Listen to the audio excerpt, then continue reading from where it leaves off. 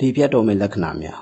သေဆုံးမှုမြင့်မားဆုံးယောဂတွေထဲမှာလေဖြတ်ခြင်းရဲ့တတိယနေရာမှာရှိကြောင်းကမ္ဘာ့ကျန်းမာရေးအဖွဲ့ကြီးကပြောပါတယ်။လေဖြတ်တော်မယ်ဆိုရင်ခန္ဓာကိုယ်မှာလက္ခဏာတွေပြလာတတ်ပါတယ်။အုံနောက်သွေးကြောပေါက်လို့လေဖြတ်ခြင်းနဲ့အုံနောက်သွေးကြောအတွင်းသွေးခဲလို့လေဖြတ်ခြင်းဆိုပြီးဆရာဝန်တွေကလေဖြတ်ယောဂကိုနှစ်မျိုးခွဲပြပါတယ်။အုံနောက်သွေးကြောအတွင်းသွေးခဲလို့လေဖြတ်ခြင်းဟာယောဂလက္ခဏာထင်ထင်ရှားရှားမပြလို့လွယ်လွယ်နဲ့သတိမထားမိကြပါဘူး။ကိန်းဂဏန်းတွေအရလေဖြတ်သူ80%ကအုံနောက်သွေးကြောအတွင်းသွေးခဲလို့လေဖြတ်တာဖြစ်ပါတယ်။အုံနောက်သွေးကြောအတွင်းသွေးခဲလို့လေဖြတ်တဲ့လူနာ39%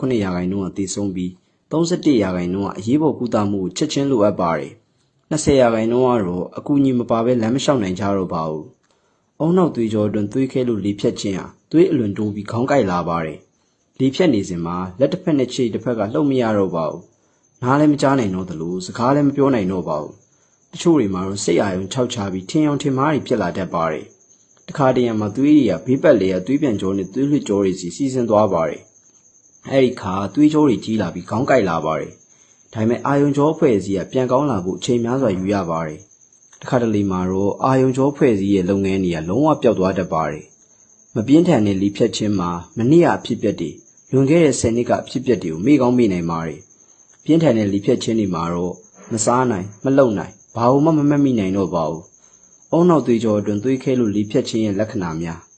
မျက်နှာရုတ်တရက်ထုံလာခြင်းအထူးသဖြင့်ခြေလက်တွေထုံလာခြင်းစကားမပြောနိုင်ခြင်းအမြင်အာရုံနဲ့ပတ်သက်ပြီးအဆင်မပြေဖြစ်လာခြင်းလမ်းလျှောက်ရာမှာခက်ခဲလာခြင်းမူးဝေလာခြင်းခန္ဓာကိုယ်ဟန်ချက်မညီခြင်းရုတ်တရက်အပြင်းထန်ခေါင်းကိုက်လာခြင်း